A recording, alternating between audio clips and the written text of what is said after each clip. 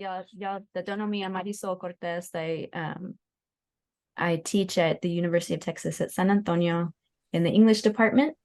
And for the past few years, I've also been co-editor of Deceleration, which is a grassroots media and writing project that focuses on environmental and climate justice in South Texas. And we are super excited to invite you, Dr. Escobar, Arturo Escobar, to San Antonio to share some of your work and your ideas, not just on campus, but with communities involved in land struggles here. I'm really honored and excited to be talking with you today. Your work has inspired a lot of our own work, and I think speaks to ways of knowing and doing that people here in this community have long embodied. Those of us that do work on environmental climate justice at the intersection of a lot of different issues, right? Around housing justice, around food, right to the city, racial and gender justice. We all understand that all of those things are interlinked. So before we jump into the questions, which are intended really just to share some of the ideas you work on with the communities in struggle here. If I can just maybe share a little bit about how I came across your work. And I came across your work not in school, not in academia. I came across your work in the streets, in organizing specifically around gentrification and displacement as a kind of urban land struggle of the most dispossessed, a struggle against the colonial nature of the way local governments imagine and pursue something called economic development. And specifically, a few years ago, I was involved in a fight to keep the city from rezoning a mobile home park on the banks of the San Antonio River to construct luxury apartments on that site. And it was a fight that the residents lost. There's about 300 residents who were displaced, and some of them died afterwards. And so those of us that after people were displaced, we were trying to document what had happened. We were trying to trace the impacts of that displacement, but also explain how it had happened and why it had happened and why we saw the same outcomes over and over and over again, whether that issue was housing or water or democratic governance, right? And that is really what led me to your work, the effort to write about that struggle and document that struggle, which came out of my own efforts to think, and not from the university side, but from the grassroots movement side of things. How do we link right to the city as a framework and organizing with los derechos de la madre tierra, right? Rights of nature, which I had learned about from indigenous-led struggles for environmental justice. And that's also where I learned the concepts of buen vivir, sumat causa, and other cosmovisiones, right, that are specific to other peoples and places. And so that's where I really first, you were cited in so much of what I was reading, trying to explain why these things happen here, how they happen. So we'll come back to that. We'll come back to some of your earlier work around development.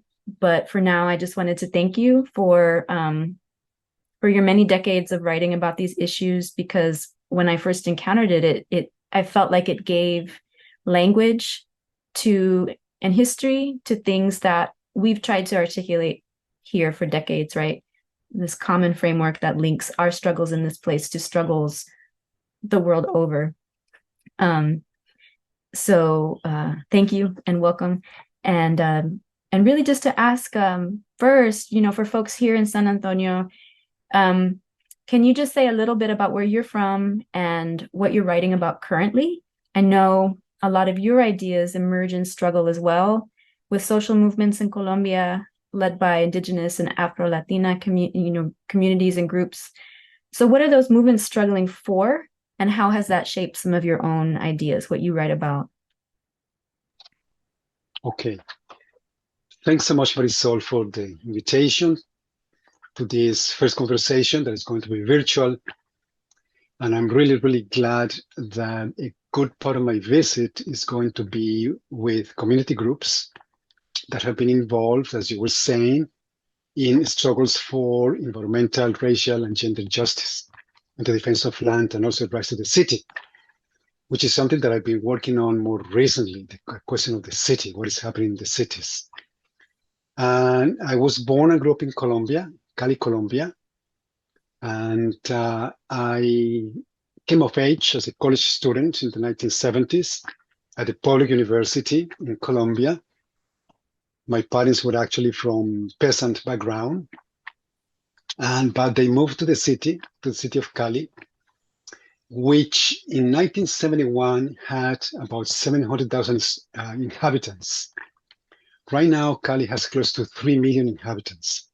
So it has grown immensely in many ways as the result of modernization and development. So 1970s and 80s were the high decades of this ideology of development. We'll talk about that a little bit later on, why that happened and the impact that development has had on so many parts of the world, especially Asia, Africa, Latin America, and the global South as well in the North. And I was always disenchanted with this idea that we Latin Americans had to become like the US, basically, because that was the model that was put forth in Latin America in particular. Latin America, as everybody knows, is for the US, is the backyard of the US. And from the time of independence in the 1820s, with the so-called Monroe Doctrine, by which the US assumed the right, basically, to have control over Latin America for itself as part of the Western Hemisphere. Ever since, Latin America has been under the sphere of influence of the US, a very strict influence that has been weakening throughout the ages, throughout the decades, but nevertheless still strong. So when I grew up, the ideologies of development were very strong, and I reacted strongly against it. But I didn't understand too much what was going on until I began to connect with, once in college, with movements that to some extent at that point in time were opposing US imperialism. I mean, that was one of the main slogans of the movements, is down with US imperialism.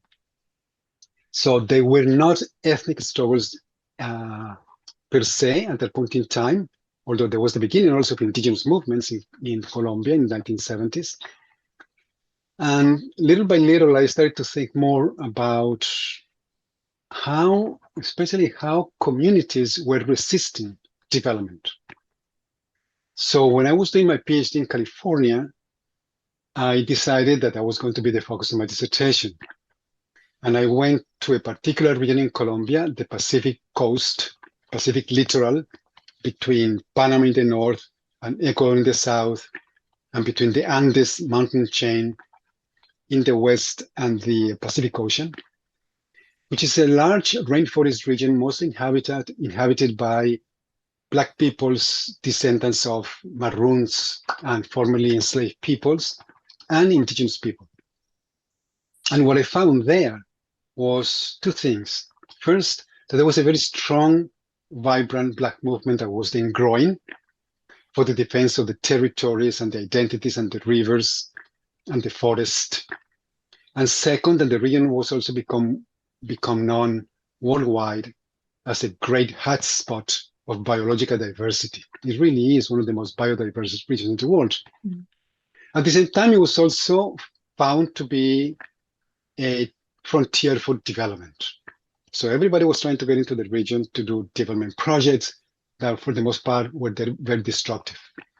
So I found this movement, and just to make an initial connection to the struggles in San Antonio, the movement was established on the basis of 4 principles. The first principle was the right to an identity, to their identity, the right to a Black identity, the right to be who we are. The second principle is the right to a territory, or the land, but especially the territory, as the space in which we exercise the identity. That's how they explain it. The third principle was the right to political autonomy, autonomy over their own lives and decision making. Sort of like what in the US would be called self-determination. In Latin America is autonomía or autonomy. And the last principle was the right to having our own vision of the future and our own vision of development according to our cosmovision, our vision of the world. So those were the four principles that this movement emphasized. And after that became other principles. But initially, the struggle was organized in terms of these four very important principles. And since then, I still continue to work with the same activists for the most part, including the second generation, the much younger activists in the same groups and the same communities. And so that's my entry point into these issues of both why resistance to development and why do it from the perspective of a particular social movement in Colombia. Yeah. Thank you for that. And yeah, going back to development, I think we have had a long sense here that in fact we don't want development, but it's something that cannot be said or heard because nobody will hear it within the existing framework. So whenever there is a struggle around water or displacement, right to remain, we're kind of forced to go before the local government, which is beholden to developers, and say, well, we're not against development. We just want you to protect the aquifer. We want you to protect people's homes or the trees or whatever. But I think, in fact, what we feel in our bodies is that we are against development as a logic, as a paradigm for thinking and producing what it is to have well-being in a community. And that it is an extension of these colonial histories, right, that have racialized indigenous and Chicano and Black communities here.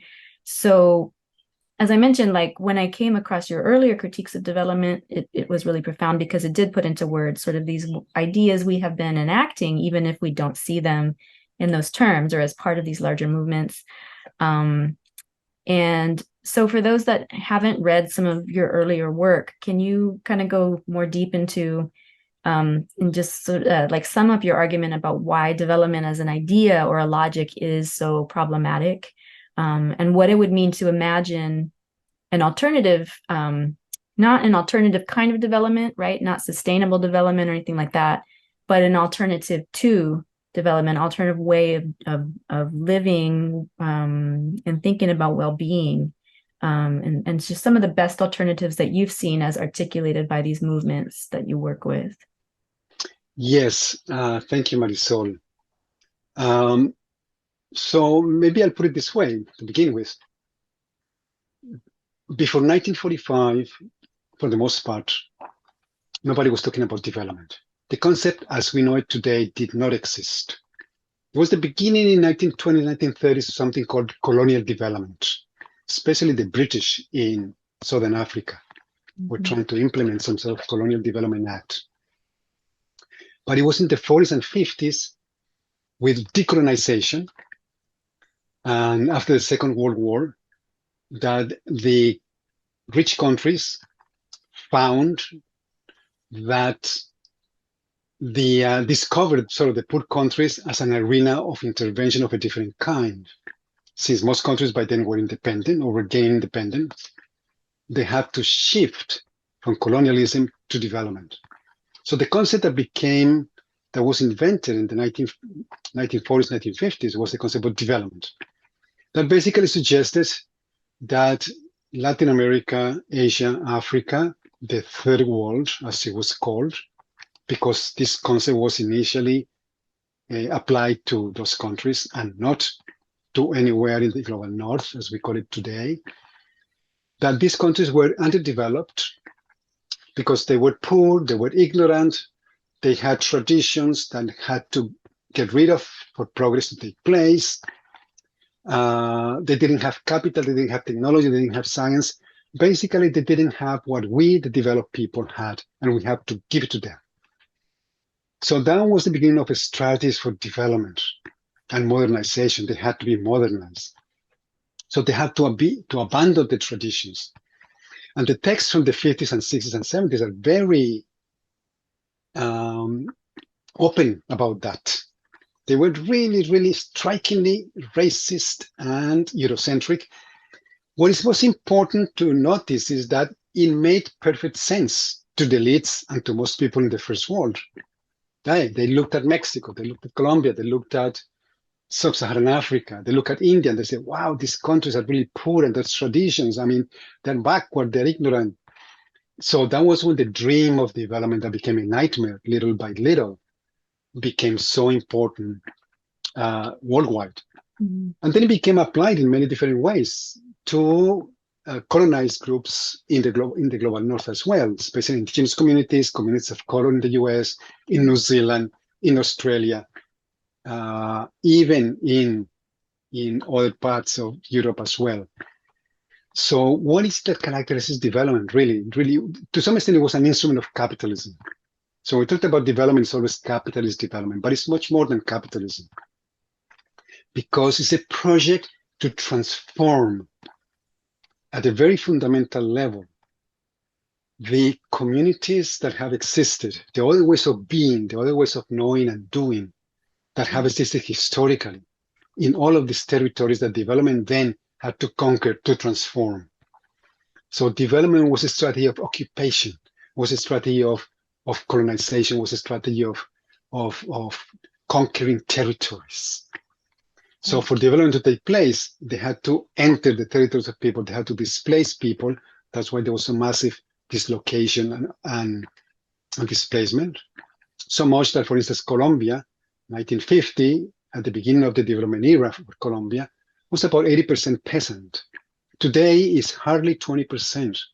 All of that has been the result of the decades of development. Urban-centric, bias against the countryside kind of development. Peasants didn't have anything to contribute to development. Indigenous people didn't have anything to contribute to development. Rainforest peoples, Black peoples didn't have anything to contribute to this. Mm-hmm. So that was how development started to gain ground. It became such a strong imaginary. Mm-hmm. Today, in academic terms, we say that it became an ontology, a way of seeing reality, which I liken, I think is a very similar term to the social movement concept of cosmovision. An ontology in philosophy is like a cosmovision for social movements, is how do we see the world? Right. So maybe I can end this by saying, first in terms of why it is so problematic, so in the last instance, is because development has been a strategy to break down and transform significantly all the communal walls and communal ways of being that existed and in many ways still continue to exist today in many parts of the world. So it was about breaking down, and globalization is about that. It's about breaking down anything communal, breaking down everything that is collective, turning people into individuals, competitive, aggressive individuals that see themselves as operating in markets, but disconnected from community, disconnected from the land, disconnected from the earth. Now, in terms of, and that's why it became so important for us, for the movements, to say, no, we don't want development in any form. We don't want this sustainable development, participatory development, development with gender perspective, grassroots development. It is all the same because they all share that basic fundamental ideology of we are developed, you are underdeveloped, and our task is to develop you because you don't have the right tools and the right attitudes towards progress and rationality and so forth. So that's why people began to emphasize, instead of development alternatives or alternative development, alternatives to development. And this is the last point. Meaning by that, something different from development. Let's forget about this development. Anything that is that is done in the name of development, especially sustainable development these days, is more of the same. It's business as usual. It still entails, and it harbors within it The idea is the individual, progress, rationality, competition, capitalism, patriarchy, coloniality, and so forth. So alternatives to development, we can say, is a movement, and there are many alternatives, coming up from the ground, so to speak, including Buen Vivir, as you mentioned, which is a holistic view.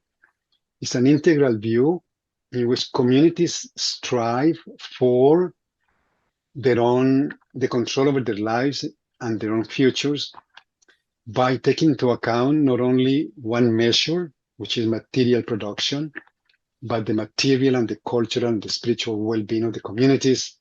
All of that comes into well-being. One of the things that I was involved in recently was a book called Pluriverse, a post-development dictionary. And in that book, we have about 80 entries from many different authors from many parts of the world. Many of them are activists, actually. And all these entries, like Buen Vivir, Summa Causa, or Ubuntu from Southern Africa, I am because you are, which is a relational view of life. They are all feasible ways of thinking about social reality, which is not development. Right. Yeah. Thank you so much. Thank you for that. Yeah, the concept of the pluriverse is one that is really a powerful one, right? And you had kind of alluded to it a little bit in terms of the way the logic of development sort of insists that there can only be one way, right? There's only one sort of linear path to progress, which is becoming like the West, right? And everybody else is backwards. Everybody else has to join this sort of one, colonial modern way of doing, thinking, being. Can you talk a little bit about that idea of the pluriverse and what that means?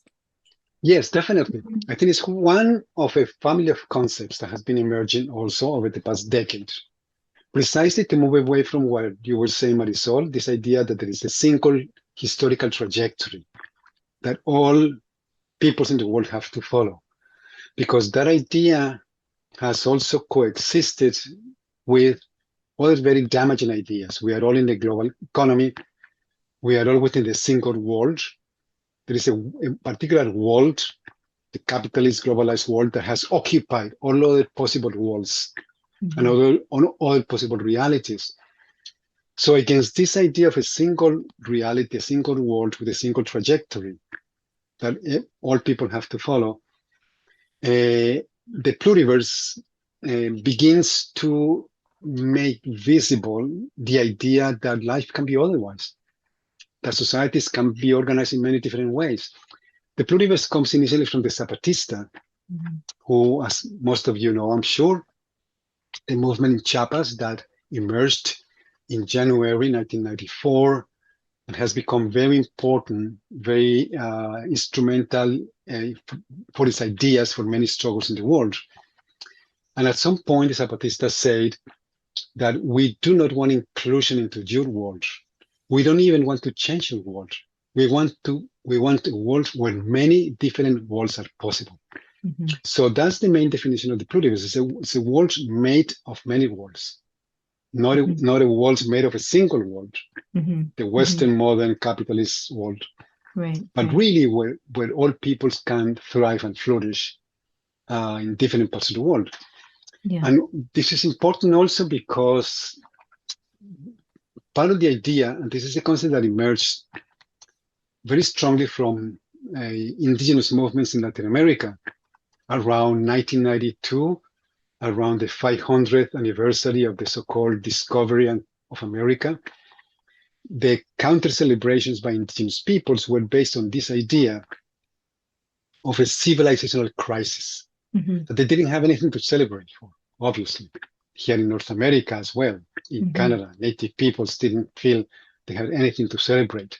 In 1992, on the contrary, it was that now the crisis today is a crisis of a particular mode of existence, Western, capitalist, modern, colonial, and so forth. And hence, that what progressive peoples have to push for is actually civilizational transition, a transition to a different civilizational model. a different Mhm. model of life. Like Mhm. buen vivir, not only one, Mhm. multiple models of life, Right. but not just this idea of linear progress and economic growth. Mhm. And that the principle for that other civilizational possibilities is the principle reintegration with the earth, acknowledging the interdependence, the connectedness of everything with everything, that is very strong in indigenous cosmovisions, obviously, that are based on this idea of interdependence. And the pluriverse is part of that, because only within the pluriversal perspective can we come to see and respect those other ways of being and those other ways of thinking about the economy and society and so Mhm. forth. Mhm. Yeah, thank you. Thank you for that. Um, a big part of what I take from your ideas is kind of the need for a new cultural, political imaginary, a new horizon of thinkability, of what is possible, right? Right. How do we move? And this is especially, I mean, this is a lot of what I spend my time thinking about is like, what is the praxis by which we move from this kind of like reactive stance that we're always forced into of being like, no, no, no, no, no, no to this, no, no, no. We're like, and wearing ourselves out by fighting, on the terms of that which we oppose. And instead move our energy um to building the relational ways of thinking, being, and doing, right? Inhabiting the places where we are, and inhabiting these other ways of thinking and doing and being, these different ways of living that are based on what we do want to see, right? Which is based on care, right? For all human relatives and all more than human relatives together. Exactly. So how do we, um, yeah, what have you seen from your work about sort of the best strategies for some of those transitions or shifts that need to take place both in our thinking, but then in our doing too? Yes, I think you already laid down some of the main elements of that question, Marisol. First, for me at least, the term that most explicitly convey this idea is the concept of transitions. Transitions. We talked before about civilizational transitions as a response to the crisis, transitions to the pluriverse, transitions to a world where many worlds fit, transitions that are conceived from the perspective of environmental, racial, gender justice, Mhm. peace, and transitions that are oriented towards models of life centered on care. The care for the network of, for the web of interrelations that make up our realities, our bodies, our landscapes, our communities, our land, our territories. And one of the things that in the transition movement we emphasize is that transitions are already happening. They're always already happening in every single act of resistance to the rationality of capitalism, to patriarchy, to racism, to colonialism, in every experiment in trying to do things differently at the local level, local communities, recovery of the commons, defense of water, defense of ecosystems, all of the many of the uh, movements of resistance, even very small ones, that come along with a view that is more ecologically, more embedded, more in place. As you mentioned, place. This is all very place-based kind of movements of transition. All of that is contributing already towards a transition. Mhm. Now, many of these experiments are isolated or they don't know each other. They are fragmented and they are against tremendous odds. So I think one of the main open questions today, in both in activist practice and the academy, is how can convergences between all of these different movements and networks of movements Mhm. that are emerging all over the world, in India, in Latin America, in Brazil, in the southwest of the US, are how to start building movements of convergence among transformative alternatives. And this is beginning to happen as well. There is a whole bunch of new ideas and new networks that are emerging, many of them originating in the Global South, in collaboration with Global North communities and networks. And I would say that they aim, and there are different conceptualizations of that, and what is a transformative alternative, so that it is not easily co-opted back into, the capitalist circuits of competition and so forth. But they tend to converge on 5 or 6 different ideas. One of the main ones is to rebuild community. Since globalization was precisely about breaking apart communities and collectivities, now we need to re-communalize social life. How do we think together again? The think about the individual, we have to resist this dream of the individual and the self-made man and so forth, which is so powerful in the US. Second is what can we relocalize that has been globalized? Relocalize especially things having to do with food production that is so essential to autonomy. Relocalize water, relocalize energy to the extent that it can be relocalized with community energy programs, which are beginning to sprout here and there. There are many things that can be relocalized, not everything, of course, but many. The third principle is how do we strengthen local autonomy? Because without local autonomy, we cannot really have any certainty that our attempts to relocalize and recommunalize are going to have any hope to succeed. And then the fourth one is how do we rebuild communities, but along the lines of that are non-patriarchal and non-racist or anti-racist, anti-patriarchal ways of being. As Latin American feminists always say, there is no decolonization without de-patriarchalization and de-racialization of social relations. And we have to take that into our communities and our organizations. And the last one is how do we build networks across all of these transformative alternatives? So these principles are there, have been elaborated upon in many experiments and resistances on the ground. And we have to begin to collect them in a ways and build archives of them and see that they are having perhaps a little bit more impact than we believe that they are. Yeah, well, we definitely take a lot of inspiration, from what movements are doing, Indigenous and Black-led movements in Colombia and all over Latin America, and understand, our work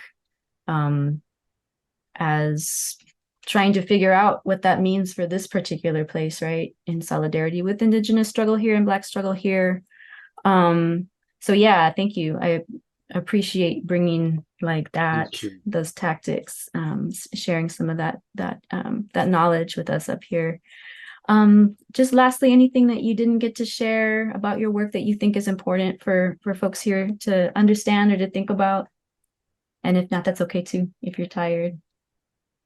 No, I'm sure we'll have plenty of opportunities to discuss more there. For instance, talk a little bit about cities. I think that's a very important, hugely important area. In Latin America in particular, we tend to think more in terms of resistance in territories in the rural areas, rainforests, and we had kind of forgotten about cities, but now there's a new interest in cities. We haven't really discussed climate change, but there will be a lot of opportunity to talk about climate change, obviously. Yeah. So yeah, and I look forward to the conversation with the community activists and everybody else, students and so forth, obviously academics, especially the Galeria. Awesome. Thank you so much, Dr. Escobar. It's been a great pleasure, a great honor to speak with you. And I'll go ahead and turn off the recording.